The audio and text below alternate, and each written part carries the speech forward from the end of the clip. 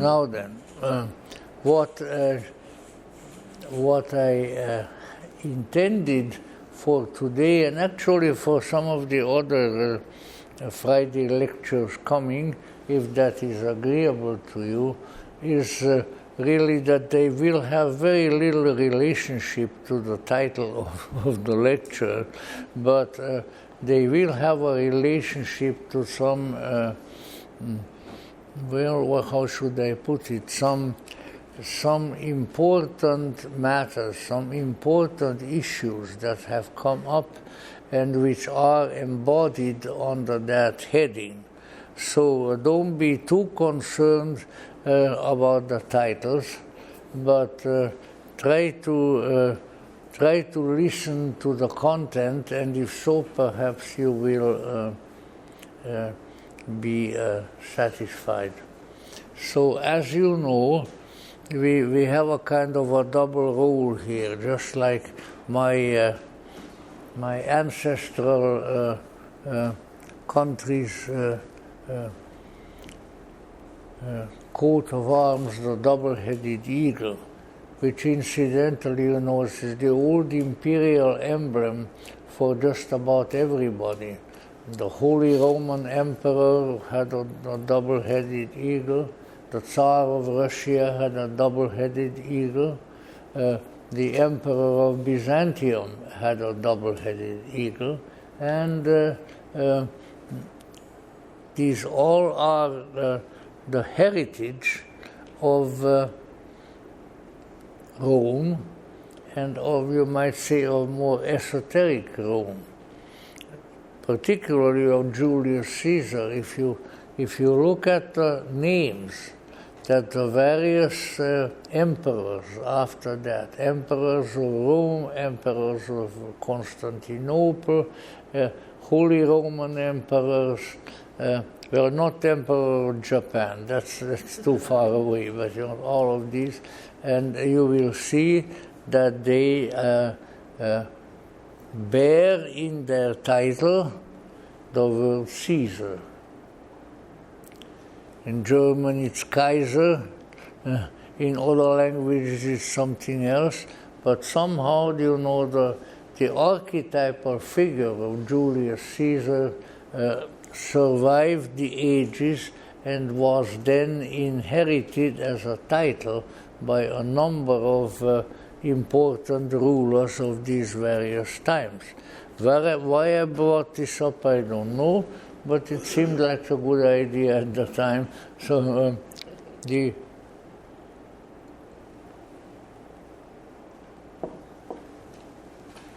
in any event, my thought at the level of ideation for this evening, and maybe in part for other evenings to come, has been that there is something concealed. There is something that has never been made public, or certainly not in any open fashion, in the 19th century work of H.P. Blavatsky. And by the way, when I'm thinking that 19th century, 20th century, I might as well announce to you also that in July there will be the 150th anniversary celebration of the Theosophical Society. And it will be held in Vancouver. And if I last that long, which of course is in itself maybe a question, if I last that long, I am scheduled to give the concluding, the summing up lecture at the end of those sessions, which will take place this is in July in Laguna. And you can find all the details about it in Quest magazine, which is the house organ of the Theosophical Society. In any event, you know, in this world that we live in, with all of its difficulties and all of its frailties and so forth, for something of this nature to exist for 150 years is in itself an accomplishment. Even if it were just a bunch of balderdash, if it lasts 150 years, that's something to commend. And it's not balderdash. So now I bring that up because of the anniversary and because of certain issues which have been obscure for years, that have appeared and that are now more readily accessible, which are of significance in this regard. And among them is the fact that and I have communicated that in other lectures, I have communicated at the book club, I have communicated it in some articles, that there was something way back, starting way back in that late 19th century, that never has really come to the surface and has never been implemented as it was to be publicized and utilized. And so I am still on that particular horse, if you don't mind it. And what we are dealing with is that, well, let me become again a little bit personal, because that's always easier, unless you are afraid of being chastised for being personal.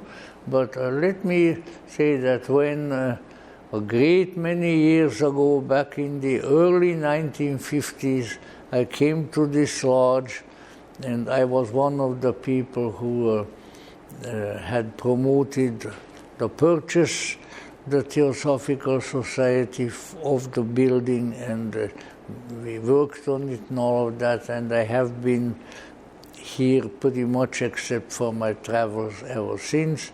So I can readily attest to that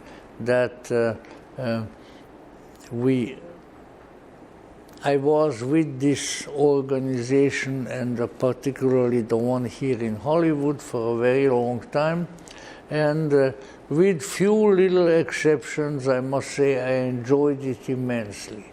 I wouldn't have missed it for the world, and I still think so. But there were some issues in this, in my early contact with the Theosophical teachings and the Theosophical Society, which caused me some thought then, and still cause me some thought now, although I think I have gradually come to discern certain factors in the questions and the answers which previously were not available to us.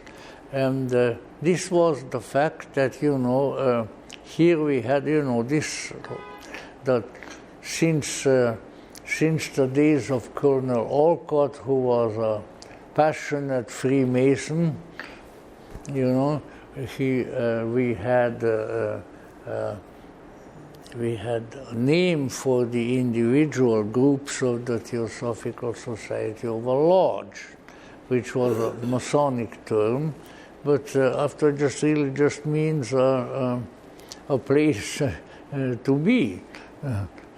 But let us say we were, and I was the youngest member of a lodge that had over 100 members, because I was inducted into the World Theosophical Society in Besant Lodge, which was not at this location. It was on Gramercy Place because we hadn't bought this yet. But in any event, just showing you that I'm an old-timer, and I've been here for a long time. So let us say, here was sort of my personal predicament, which wasn't enough of a predicament to bother me too much, but which was there nevertheless, and that was that in the whole ambience of the secret doctrine and of the way and of the Theosophical Society as we had inherited it from Annie Besant and others, there seemed to be something missing. It didn't bother me very much because, almost anything interesting that you contact in the world, once you become familiar with it, will have something missing. That's why there are so many divorces, that's why this and other thing. Nothing is ever really complete. There's always something missing. And often you wonder, what the heck is it that's missing? And I'm not smart enough to figure out what it is, so we got to go on. But let us say there was something missing. And as time went on, and as I sat up night after night in bed reading the Secret Doctrine, of which I have about 3 different editions, beginning with the one that is about 5 volumes and so forth, I came to the conclusion that what is missing is a more direct and more direct personal element that would grab the reader at an internal level. And there were some other members here, especially a dear gentleman, British gentleman, the British are always dear people, by the name of William Ross, who was obviously, he was British, and he was a nautical engineer and worked for the U.S. Navy out of Long Beach Harbor.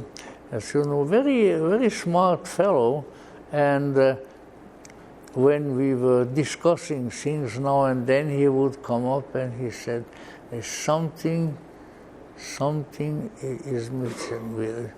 He says, what is missing, he says, the only way he could define it was, he said, the mysticism of Theosophy. Now, definitions of mysticism are many. It comes from the Greek, wherein the mystes, who went to be initiated in the mysteries, would cover up their eyes, which makes them mystes, those who cover their eyes and so forth. But to be more specific about it, what he meant was that except in a few instances, and we are now talking 1950s, at which time we still had, shall we say, many of the members of the old Crotona, which was over on the other side of the hill, and which has hundreds and hundreds of theosophists, beautiful buildings, all kinds of stuff. There is a series of books that describes the history of the old Crotona, and I used to have it, although at the present time in the Tohu Vabohu, which is a Hebrew word for a primeval chaos. Tohu Vabohu. So in spite of the Tohu Vabohu, let's say this was nevertheless apparent. And the issue being that we have in the secret doctrine and some of the minor explanatory books like The Key to Theosophy and various others, we have some material that explains, and often very nicely, because the commentators were also very good. Let's say it explains a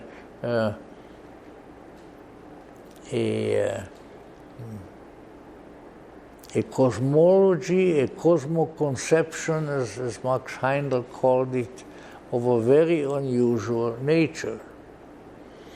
And yet, if we read and study and discuss elements of that cosmology, which is fascinating in its own right. Now, of course, I also need to admit, and that didn't really occur to me at the time, that a good many of the quasi-historical, pseudo-historical accounts in the early part of the secret doctrine, that they are sort of like an exciting book of science fiction, and some of it even of a horror story or things like that, although I was looking for Dracula in the secret doctrine and I couldn't find him. But in any event, that's supposed to be funny, but you don't need to laugh,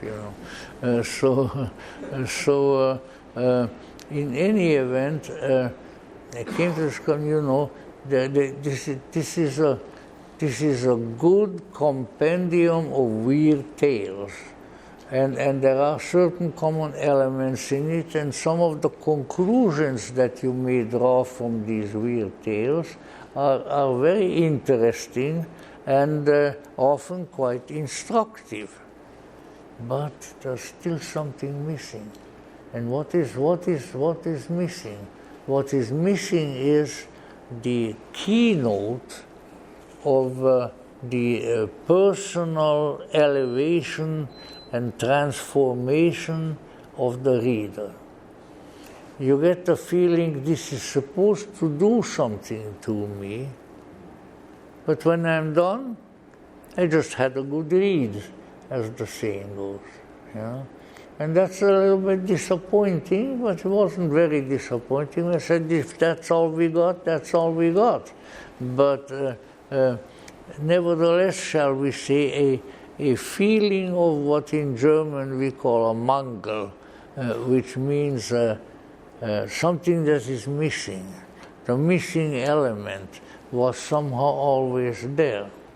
So it took many, many years, and I traveled the world in lecturing for the Theosophical Society, all the way from Australia and New Zealand to Sweden, and to, let's see, what's the other country there where all the big drinkers are? Iceland.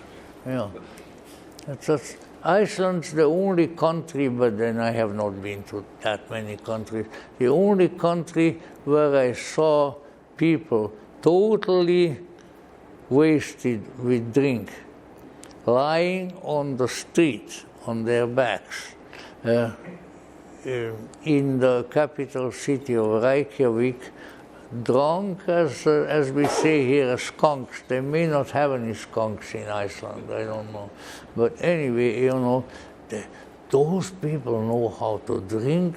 Mother of God, if I tried only half of that, I'd be dead. But in any event, there all kinds of things like that. But let's see, with all these different places and different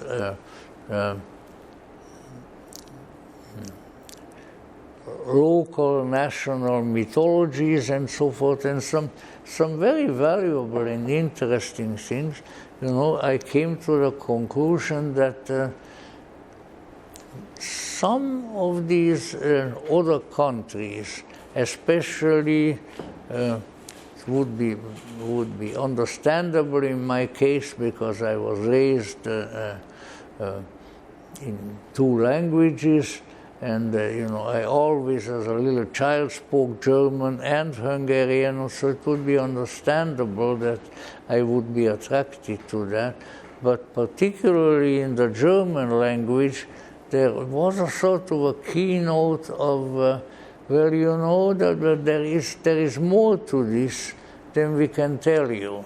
And I said, all right, and I got to find out. But and there you emerge with, for instance, Dr. Franz Hartmann, who was a medical doctor and a big friend of Madame Blavatsky. He was German. He went to medical school here in America and then went back to Europe, who really had a way of transcribing, let us say, a lot of the teachings of the secret doctrine and so forth into a personalized kind of mystical framework. And he said, there's no reason not to believe him, he said that this was because he was able to find the related material in the Rosicrucian books, which were available in German. And so to him, the classical Rosicrucian teachings and the theosophical teachings were totally one and the same. So that is also interesting to note. But let us say, as time went on, I was still struggling with this issue, and gradually, year by year, I think I came closer to it, whatever it is. Namely, that there was a certain keynote here that described some processes that people who were acquainted with Blavatsky's work could undergo, and that would be greatly to their spiritual benefit. And that is where since we just went through the festival cycle of Easter and had a very nice time and very lovely Easter ceremonies here, because that is more perhaps a personal issue with me. If you have a symbolically significant holiday, then you should experience it. Just, just look at the calendar. Oh, well, that's Easter. Oh, well, that's Christmas. But yes, can you find any meaning there, dear fellow? And some of us can, and some of us cannot. But let us say, especially as we went through, for many years, but this time maybe a little different, we went through the Easter cycle, I came to the conclusion that, like so many festivals, like so many calendar dates, so many various magical points in time, there is a great significance to this.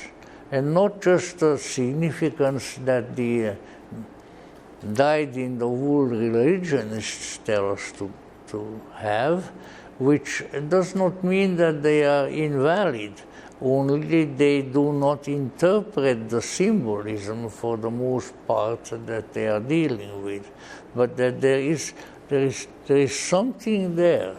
There are symbolic keys which open up situations in human life that we otherwise would not encounter. And then I often came, I think I quoted it at one of the Easter ceremonies, Blavatsky's word, where she said that he who has the stone who rolls back, he who has the strength who rolls back the stone from the door of the cave, he has the risen Christ in him. Now, I thought that, you know, that old lady did not pronounce highfalutin poetic statements like that for no good cause. So what does she really mean? And then struggling with the issue and adding various other information to it, I came to the conclusion that there is something that theosophy, as she brought it, and which now is 150 years old, and moves us to Vancouver in Canada. By the way, don't be reluctant. Vancouver is a heck of a nice place, because I was there the last time in the middle of winter, and it was colder than 10,000 polar bears. But you know, the various issues being that people then, and people have, as Carl Jung discovered it, the human being has another sense. You know, they often talk about the fifth sense and so forth, has another sense that discerns symbolic meaning. It's not like any other. But if you exercise that sense, then you begin to unravel the meaning of the symbol, which in turn always has a deeply individual, personal keynote. So you say, well, how do I understand the true meaning of symbols? How do I get meaning, as Jung called it? Well, you do it by being ready for it. You do it by desiring it. You do it by realizing more and more consciously that that is what you need, and that can be done. You know, now we might say, well, all right, you know, Blavatsky didn't say or do anything that much more different than, let's say, some of the Christian mystics. Angelus Silesius, for instance, the great Rhineland of the Rhineland mystics in the Middle Ages. He said something similar, but he said that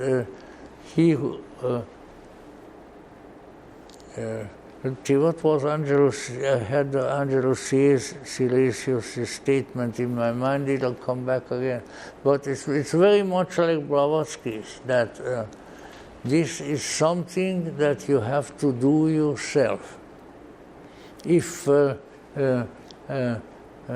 mystery of Easter, of resurrection, of the seemingly dead inspiration be coming back in a resurrected state, if these things can be done by the individual, then he has really profited by the symbolism of this particular holiday. If it is just the trouble, of course, with mainstream, one of the troubles with mainstream Christianity is that the symbolic element has been very little emphasized, and usually took some searching, some digging on the part of clerics and congregation to discover. Otherwise, it's just an ongoing story which has tragedy, which has good things and so forth, but which doesn't have a really deeply personal meaning in it attached to the individual. Now, that's I'm probably doing the calendar, the Christian calendar, some injustice by saying that. But what I really mean is that if you apply your internal sense of symbolic discernment, by which I mean the ability to discern the true meaning of symbols, then your participation in the symbolism of these various holidays and also various other religious matters is thereby diminished. But if you develop a symbolic sense and keep on looking for it, not looking for it in 100 different Bible commentaries or so, but looking for it, well, it's hard to tell what, but I would say looking for it within yourself. You can find that there are some keys to the mystery which are right there for you to pick up. If you don't use these keys, well, then you are not going to open the door. And that's sort of the way it is. And so then I came to the conclusion that there must be a connection. Now this is a difficult one. There must be a connection which is revelatory, which is capable of revealing meaning to the teachings that we find in various religious scriptures, and that in another way we also find in the secret doctrine. In other words, there is some profound meaning here that for the most part we haven't discovered. Now, I'm not accusing my theosophical brothers and sisters of having missed the point, but let us say to some extent that is true, because there were other elements of theosophical teaching that could have been very helpful if interpreted in an interior way, in an interior spiritual way, but for the most part have not. So when I was here in the early Besant Lodge, and we had all these wonderful people here, most of them from the old Cortona. As I say, I was the youngest of the lot. Now I'm the oldest of the lot, whatever the lot happens to be, but that's how it goes if you live long enough, So, what some of us were discerning, there is something more. There is something here that really would be helpful, that really would make sense, but we have to discover it. And by being on that particular search, I think that eventually I discovered it, at least as far as my own search for meaning is concerned, and I think that I am on the path to discover, and I hope that so are you. Now, what are we discovering? First of all, you got to remember the old Theosophical Society of the 1950s and 1960s, or as what theosophical teachings. Okay, so what were they teaching? Reincarnation, karma, masters, not mistresses, just masters, and some interesting ancillary material. I think, for instance, Mr. Geoffrey Hodgson, whom I developed a great respect for, and whom I met here in the early days of Besant Lodge. I always like to repeat that, so I'm repeating it again. On a Sunday we held our public lectures on Sunday afternoon. And the first one, when we opened this place, was by who? By Manly Palmer Hall.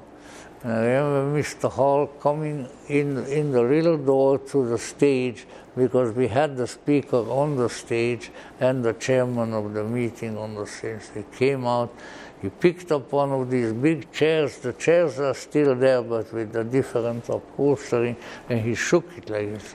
And then with a genuine anxiety in his voice, he looked over at us, as the people, and said, "Do you think it's going to hold me?" Because he was a big man. it held him. It was a wonderful lecture. But then there was also, fairly soon thereafter, there was Geoffrey Hodgson. I knew he would be speaking that Sunday, but I said, well, all right, I'll run into him somewhere. So I came busting in like gangbusters on the front door because that afternoon we had a lecture, and I wanted various things to take care of for that time, and so. And I went into what is now the office. At that time was a library, probably primarily. And there, at the desk sat Mr. Hodgson. And so I felt that I had been impolite. You don't just bust in on somebody who sits there. And I said, oh, I'm terribly sorry, Mr. Hodgson. I did not realize you. He said, oh, no, don't be concerned about that. Come on in. I want to talk to you. And then he did talk to me, and in some of the sentences that he uttered, I became convinced, whatever my opinion of all these psychics and things may be, this man knows something. And he even knows some things about me, which is undoubtedly uncomfortable to all of us, and what he knew seemed accurate. In any event, we had a nice conversation, and he even made a sort of a prediction, which probably came to pass, and he said that I thought that about a year before that my life was at an end. He said, it's not only at an end, but it's just beginning now, and you are going to be a very active and a very important member of the Theosophical Society, and you are somebody, in think he used the word, we are somebody we were looking for some time. I said, oy vey, but in any event, very lovely talk. And in any event, I spoke with him for a while, and then I attended to various other things. So he was the first one. A very interesting man. And so, the others too. In any event, we had one after the other, the theosophical notables who were important at that time in the society, not only Mr. Hodgson, but Mr. Sri Ram, who then became the international president, Rukmini Devi, Mr. Sri Ram's magnificent sister, the great dancer, and I really adored that lady. And she sort of discovered that. So wherever we went was some big meeting, all kinds of people. She could come in and look around, and in the midst of 150 people, she could spot me. There you are. Oh, Mr. Hoeller, come here. Great lady. I have her picture over there. She introduced the classical Hindu temple dance, the Bharatanatyam, all over India. She had her own art in the dance company.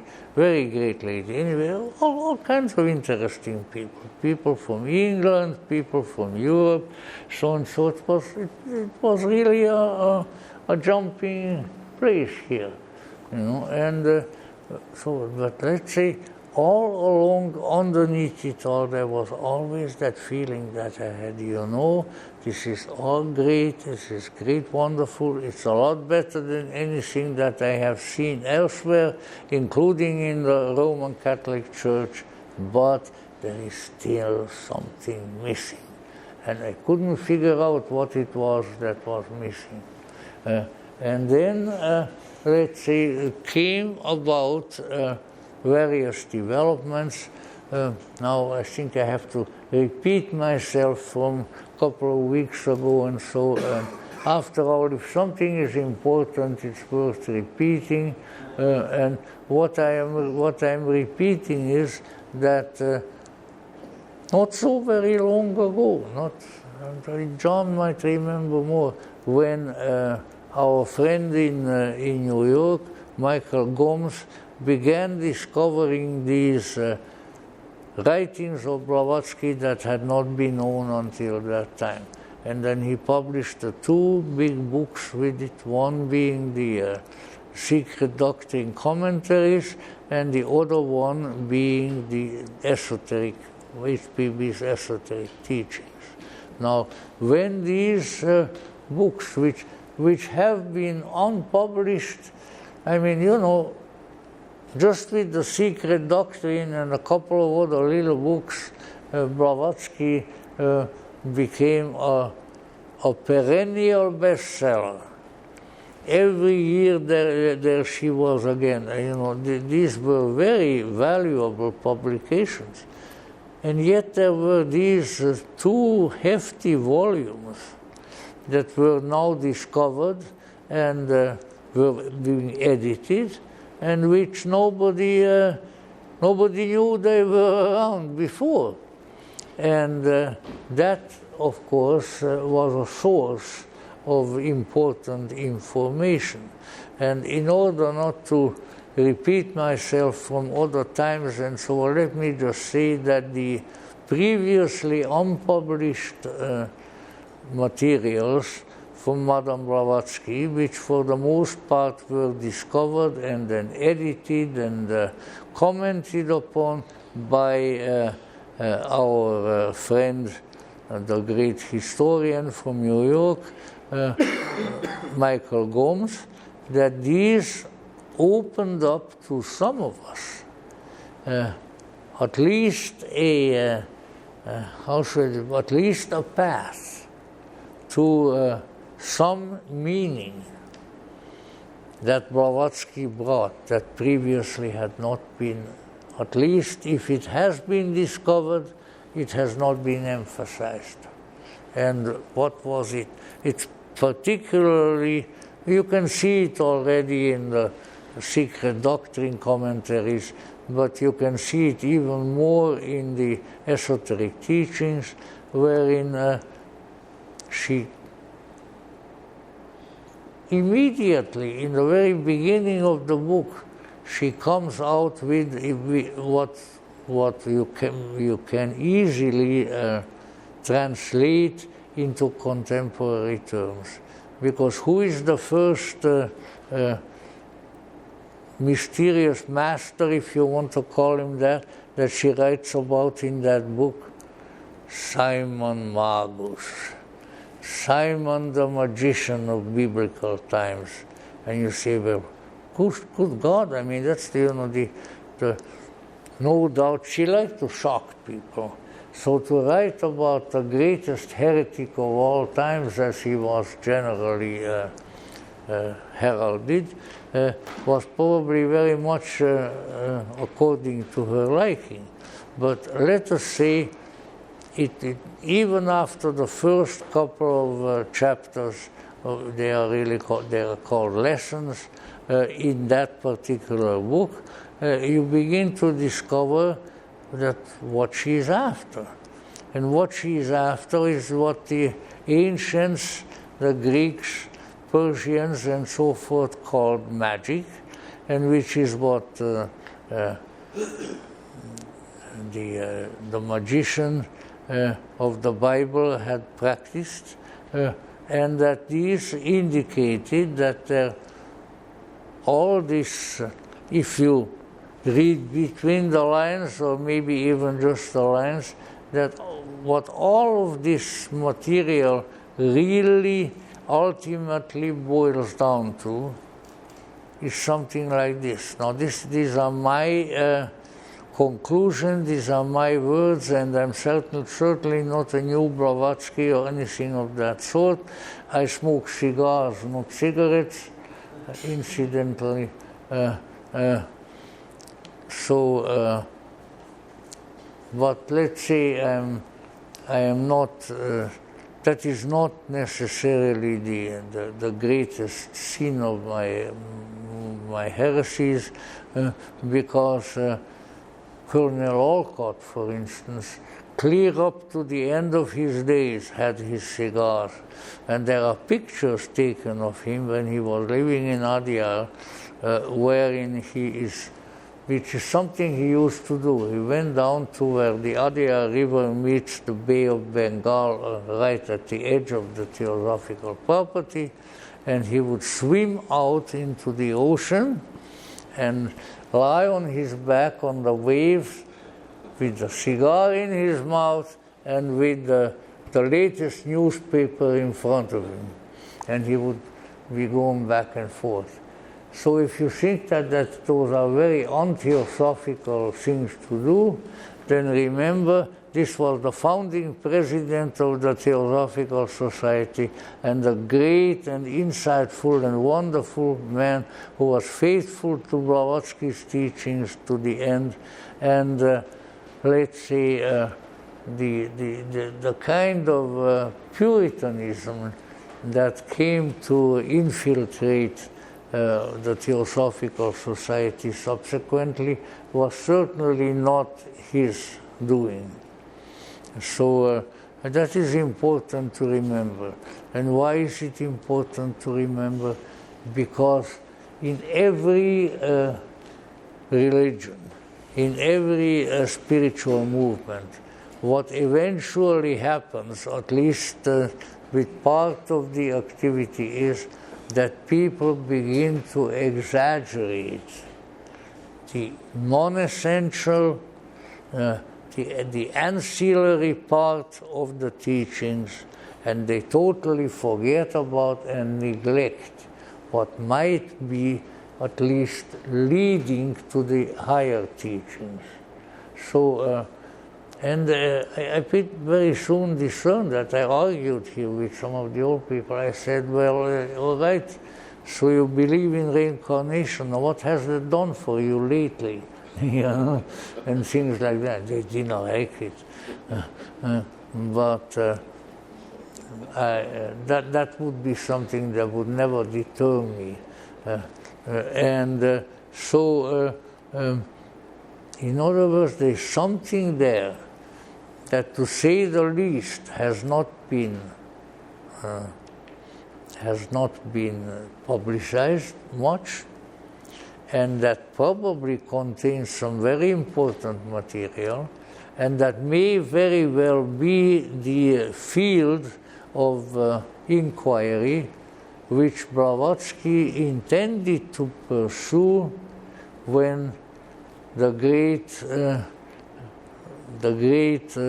leveler death came to her prematurely just before the year 1900.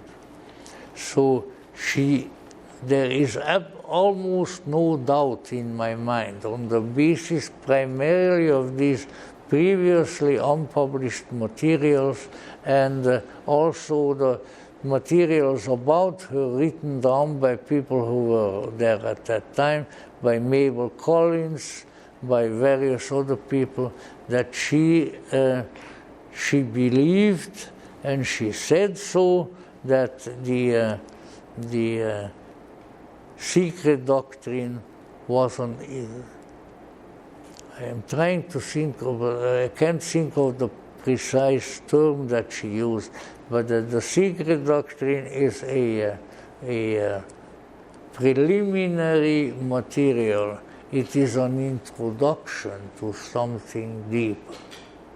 Now, this, of course, is something that we were never told in the early Theosophical Society. It would have been considered sacrilege, you know, but it has come to the surface now. And especially if we consult our great theosophical historian, Mr. Gomes of New York, he can tell you the exact details of that particular situation. So obviously there was something there. She intended to add what she considered to be very important material to the theosophical teachings, which wasn't there yet, but then the great leveler, the the old Simon, the old man with the, not Simon now, but with the, who cuts the flowers down, death took her out too early. But there is plenty of evidence indicating that she intended to go further and to add something very important to the material that she had already communicated. Now, I have said these things before, and I don't want to bore anybody, but let me just try to analyze that a little bit. So what then, from a contemporary point of view, is the secret doctrine? It is a very exciting book with very weird information in it, which, however, sort of, the material in it sort of points beyond itself. And what else can we say? Like C.G. Jung, who undoubtedly was familiar with the secret doctrine, said that all really valuable, transformative, psychological material comes from the human psyche. That's where it is. It's not in the Himalayas, it's not in Master Kuthumi's, I don't know, briefcase or something like that. It is here, but you have to find it. And that to bring that to the attention of the people who have read and assimilated, which is much more difficult, the secret doctrine, that was what she intended to do, but did not have the time to do it. Now, this being the case, let's say, all right, so what was it? Well, I can only voice my opinion, which is an educated opinion after. I became a member of the Theosophical Society in 1953. I think my charter, signed by Mr. Jin Rajadasa, an international president at that time, whom I later on saw as an apparition in Wheaton, Illinois. But let's say, all of that was there. And then I was, for all those years, I was looking for, well, what would complete this? What more is there? Why has she brought all this wild information? My God, I mean, it's enough to give you strange dreams. And then she didn't have the ability to add to it. No. Here or there you can discern some people who seem to be sensing something. And now I think we are at a point where that sensing has an ability to expand, and where the hitherto unknown and often unpronounced, undiscerned message of Blavatsky may emerge. Now, all right, so if you are looking for that, where do you go to find the secret? I'm probably repeating now for the 100th time what I have been repeating the last couple of years, but I'll try to repeat it in a different way. Every, how should I put it? Every spiritual change in a human being needs to be supported and probably preceded by an understanding of the principle of transformation. Now, what do we mean by that? C.G. Jung had it probably quite right when he spoke of, he certainly wrote a great deal about transformation. My God, the man wrote 5 books on alchemy. Yeah. I know we were all sort of consternated at the university where I was in Ill. This is supposed to be the greatest, because by then Sigmund Freud was dead. So it's supposed to be the greatest living psychologist, and look what he writes about his alchemy.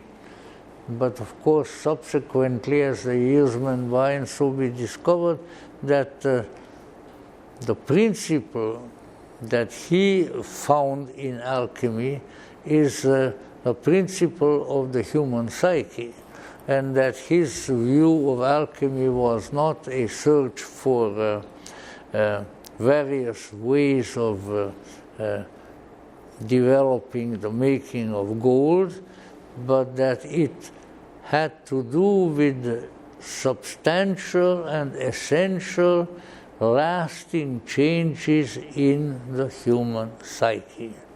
And so I think that this is the sort of thing we are dealing with here. And I have had that feeling now for a number of years, until this year a couple of issues of Quest magazine came out, which contain a number of previously unpublished and unknown letters of H.P. Blavatsky, very largely on the subject of alchemy. And 2 issues of Quest magazine, if you look at them, we'll find them one after the other, and they are mainly very personal letters to individuals who were good friends of her, related, mainly Russians, including even her Russian great-grandfather, not just grandfather, but great-grandfather. Madame Blavatsky's mother was a Princess Dolgoruki, and who then married somebody else, and eventually the colonel, eventually General Blavatsky.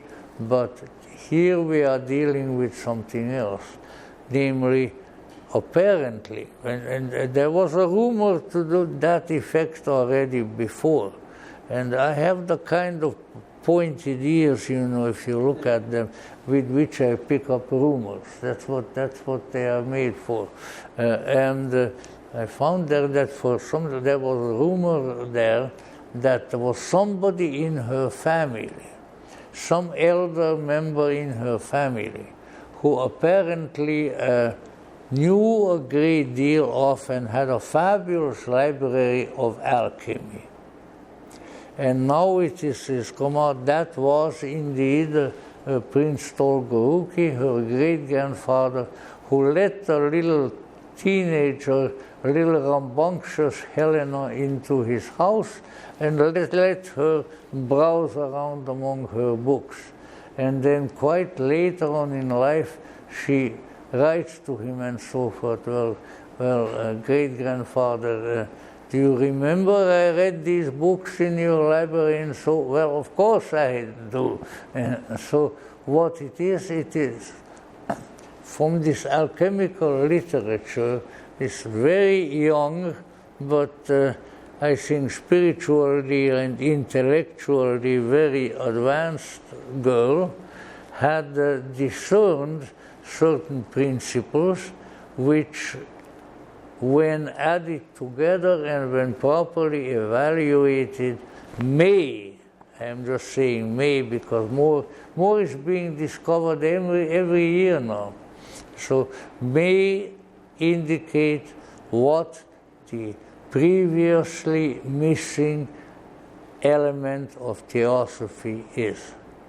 And all you need to know at this point is probably the most frequently used term, word in alchemy, which is transformation. Now I have regaled you and others for a long, long time about transformation being probably the essential process that Blavatsky was aiming at. And of course, just very quickly again, to remind us, transformation means taking on a form, taking on a shape that you didn't have before, right? And if you look at Carl Jung's writings, especially the early ones, his frequent and very learned references to individuation are not much more than transformation. That is why he wrote all the books about alchemy, because he discerned the common principle here, and he basically was trying to do with his own discipline in which he was working, namely that of psychology. He was trying to show what the secret doctrine left out. Now, not that he knew about the secret doctrine, but he never said too much about it. But let us say there is a way of introducing the principle of transformation, calling it individuation, and then going on from there. And that is what Blavatsky discovered in her great-grandfather's library under the heading of alchemy. Now, if we had more time, which we never do, I would read to you, because there are very telling passages, especially in this issue. This is the latest issue, I think, or almost the latest issue of Quest magazine, about the transformation. Now, the essence of transformation is that a person, a being, or whoever we want to talk about, changes into something that he wasn't before. It's a matter of substantial and essential change. And probably the best example of it, which I was lucky to encounter once, because we had some neighbors who were cultivating silkworms. Now, you may say, what the heck does silkworm have to do with Blavatsky? Because the way that works is,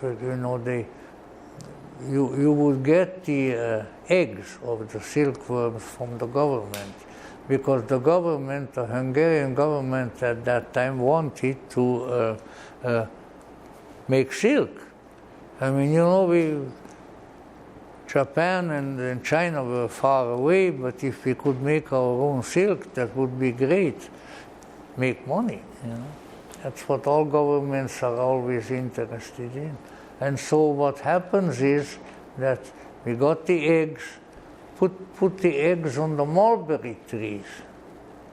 That's what they particularly liked.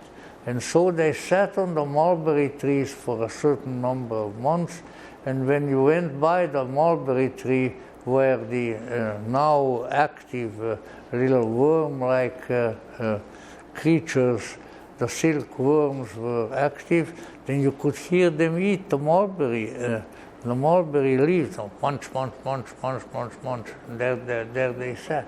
And then they spin themselves into a cocoon, like other creatures of that sort.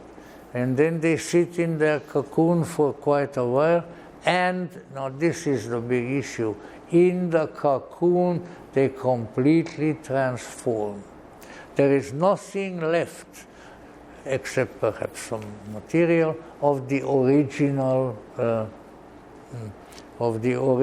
silkworm. It is now something else. It has transformed, changed into an entirely different form. And some creatures are able to do that.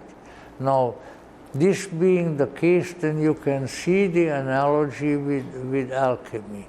You put together certain chemicals, certain this, certain that, or even certain human characteristics, and when left to their own devices and given some assistance, what comes out is something entirely different.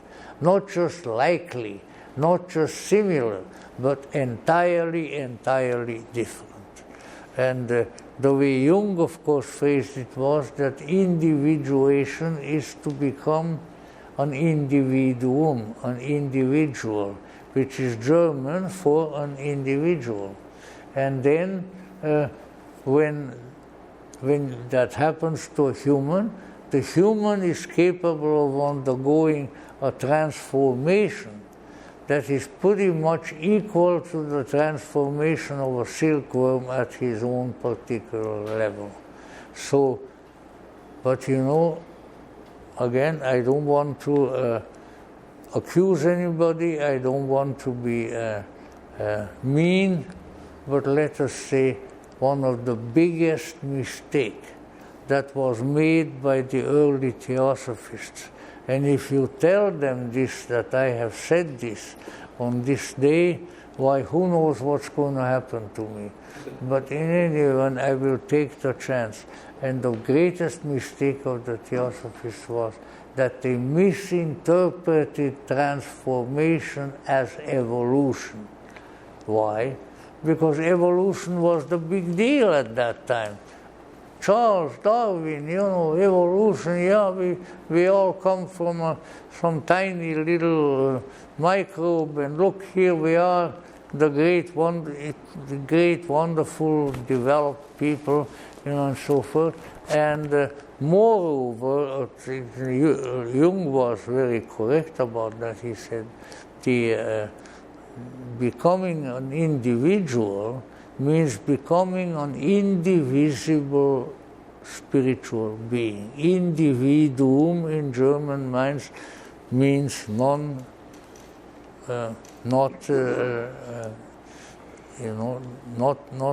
one. And so one of our problems is that, oh gosh, there's so much that could be introduced, but we can't. But let us say one of our problems is that in having not evolved, but maybe devolved into the kind of people that we are, we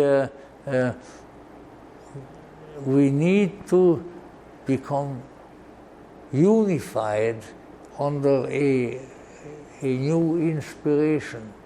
And this unification is what Jung called individuation, because an individuum in German means an indivisible unity. That's what he considered to be as the chief characteristic of the grown-up human, that he is indivisible. Because up to this time, we are not. We are going after this, we are going after that. We have a promiscuous psyche, by which I don't mean a sexual promiscuity necessarily, but just a psyche that goes here, goes there, wants this, wants that, and then usually in the end just ends up pretty much with nothing.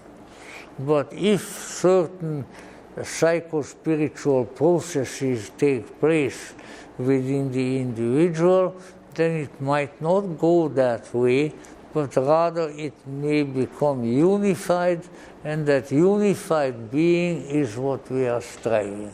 So, now in order to kind of tie all of this together, although it's difficult to do, let's say C.G. Jung as well as H.P. Blavatsky, what they were after was an essential transformation of the human psyche into something much more developed, much more unified, much more spiritual, than it otherwise would become. And that in order for such a monumental transformation to take place, the individual needs some teaching, some cosmology, a way of looking at the world that is different from the way we have looked at it before. That is the secret doctrine and its teaching. But it is meant as a preliminary. It is meant as a manual leading to transformation and not anything else.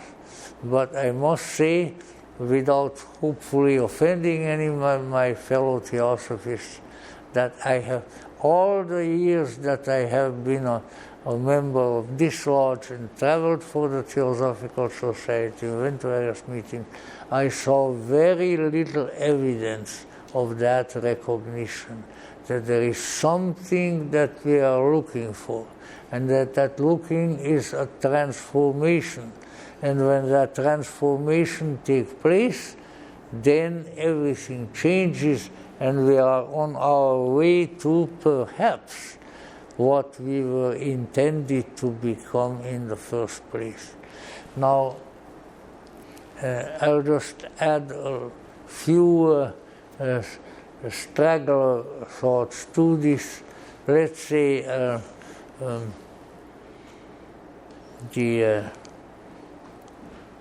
transformational element being brought out of the theosophical worldview brings about a monumental interior change in the individual.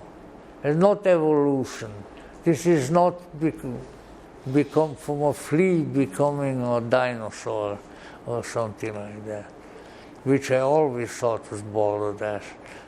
But in any event, I'm not, don't accuse me, I'm not a fundamentalist preacher who is on the television and who always pronounces it evolution. You see, well, the thing is, because it is a very partial and unsatisfactory biological teaching which needs to be supplemented by others. So if you read, for instance, the letter that is here, actually the letter is written to her cousin, whose picture I saw many times in old journals, Prince Alexander Dondukov-Korsakov, who was one of the last prime ministers of Tsar Nicholas before the turn of the century. And she explains to him that, I told you before that I was so friendly with my great-grandfather. And then she quotes her correspondence with her great-grandfather, and even throws out very transparent alchemical metaphors. She says, well, now, and she was probably about 15 years old, but we all thought that we knew everything when we were 15 years old. Later on we found out that I guess we forgot some of it. But so the issue in here was that she said that the black has been changing into the white, and now I'm almost finished with it. I'm transposing some of them, and then she says again, now I'll be able to do what I have to do in this world because the black has been changed into the white. Now, this is again, there are many different alchemical systems. And actually there are more colors than that, because there is the black phase, there is the white phase, there is the red phase, the rubido, the citrinitas, the yellow phase, and these are all phases of transformation.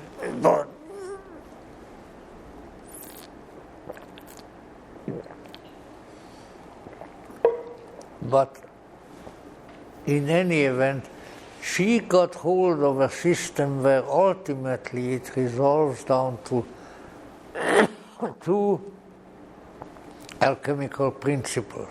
One of whom she calls black, the other one she calls white.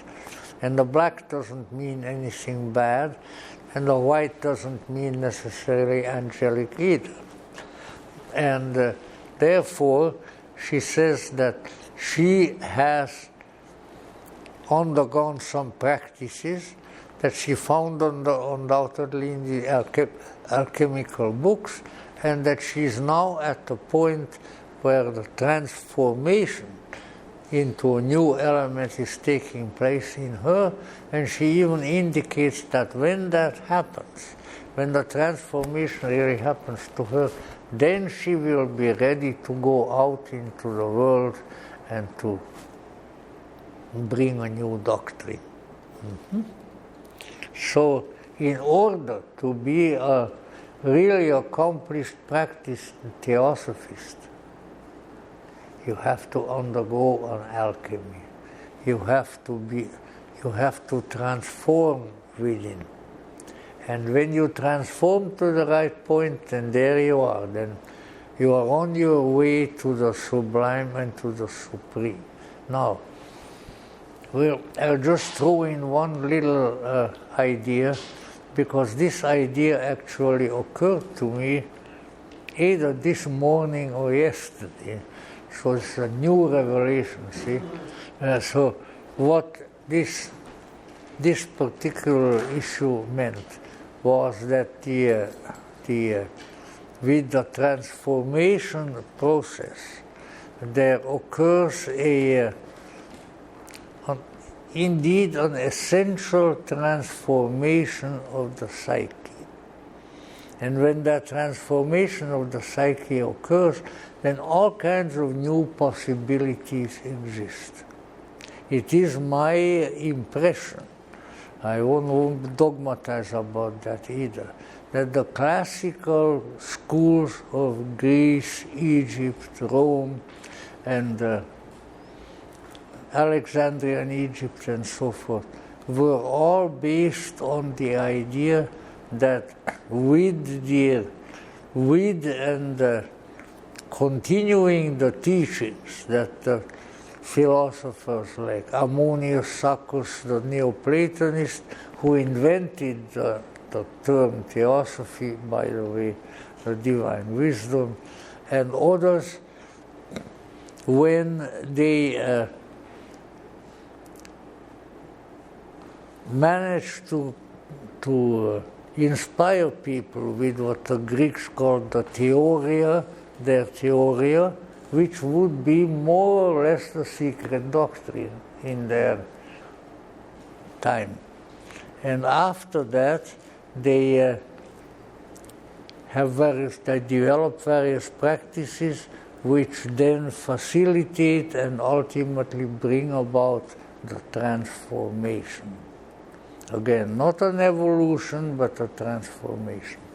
Now, this is, I think, very different from much that we find in the theosophical literature, because the theosophical literature of the various writers, Annie Besant and everybody else, wonderful stuff, but what they had available to them was only a certain amount of teaching, which indicated in a very subtle way that there is such a thing as a real transformation, and that is what the old magicians, including Simon the Magus, were practicing, because there must be a real magical transformation of the human in order to step into a new reality and then continue with that to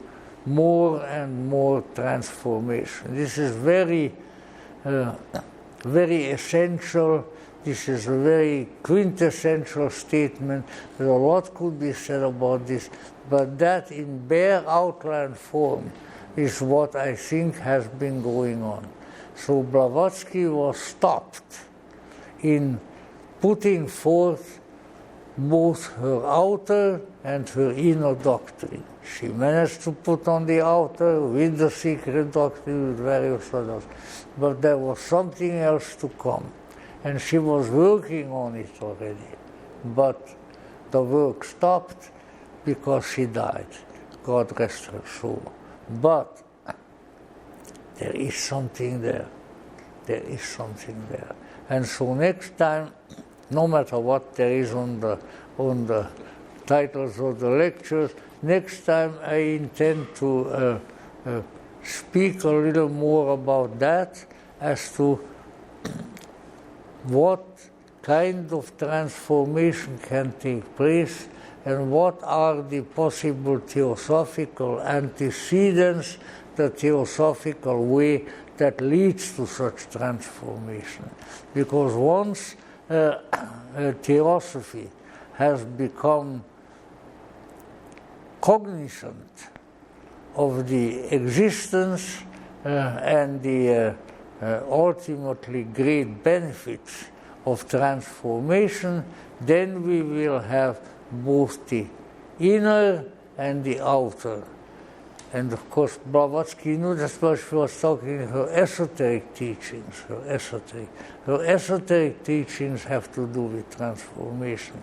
And of course, since then, let's say, not a great deal of that transformational element has been put forth, but it can be put forth, it should be put forth, it should be practiced, and once it is practiced by the right people and at the right time, then I think we might see a tremendous transformation, not only of a few people, but perhaps of the entire humanity and the human race. But it's perhaps, and I am not going to dogmatize about it. So we have to get away from the obsession, which some people have, and actually it's not so bad now than it was in the 1950s, the obsession with reincarnation. Oh yes, and sure I was at Cleopatra's court and all of that, and I said to that one particular lady, she said, yes, you were the asp that bit her. And she said, oh! Well, see, I know those things, and I walked away. You know, my popularity was going up and down as the result of such activities. But I still think it's a very good idea. In any event, there is an unfinished chapter, or maybe several chapters unfinished, of theosophy. This is what Madame Blavatsky's theosophy led to. This is what she was seeking when prior to her death, she kept going over to France to visit her close friend, the Lady Caithness and the Duchess of Pommard, and she there associated with the new Gnostics who were in France and things of that sort, because that is where the Gnostic Church had its origins in modern times. So Blavatsky was waiting for another career in which she could teach transformation and what leads to it, and so add the missing material, the missing volumes to the secret doctrine. Now I know there are a lot of people who dispute that, and I hope that this particular talk doesn't come into too orthodox theosophical hands, but I don't care. As I say, what do I care at the age of 93 as to whether people like what I say or not, you know? I say what I say and that's it. If you don't like it, go to Adyar or some other Indian place. Eat some curry, it'll help you.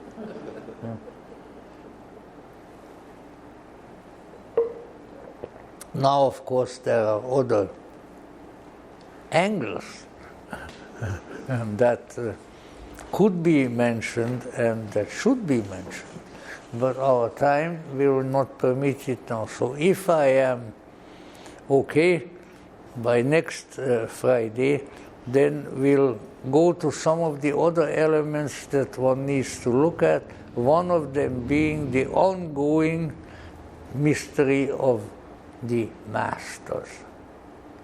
You know, of course, my first reading in theosophical literature was in German, and we don't talk about a Meister, it would be a teacher and so forth.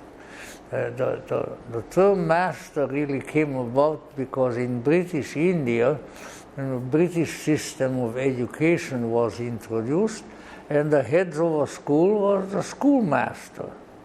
You see? So it doesn't mean that they are masters of the universe, but still, what was this whole business with masters? And how can that be understood intelligently within this possible notion that there is an additional, a mystical theosophy, as the gentleman here said, and that is really the completion of the theosophy of H.P. Blavatsky. And let me see, I was going to conclude with some highfalutin sentence. If my aged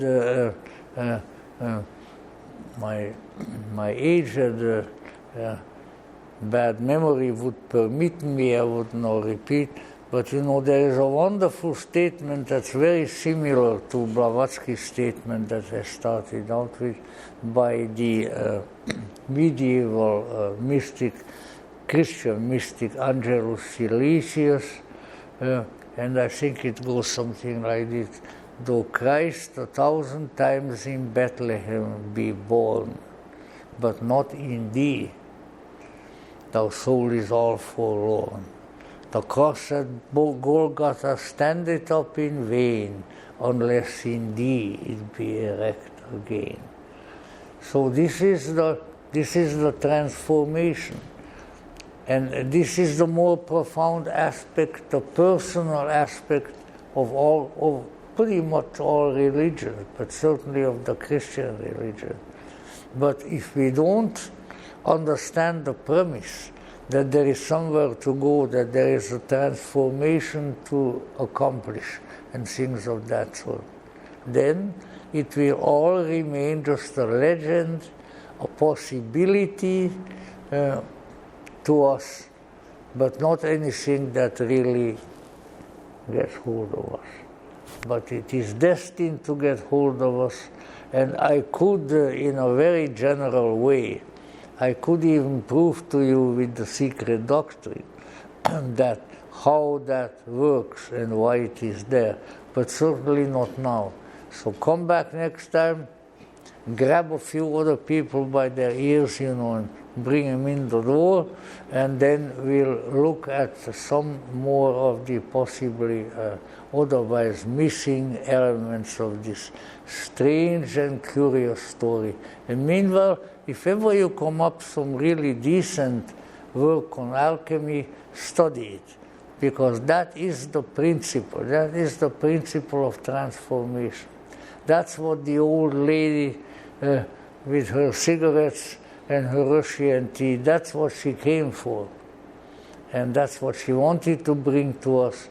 And by gum, if we work at it, and if we are devoted enough, we shall receive that last one of her gifts. And won't that be glorious? Yes, I think it will. So thank you very much, dear folks.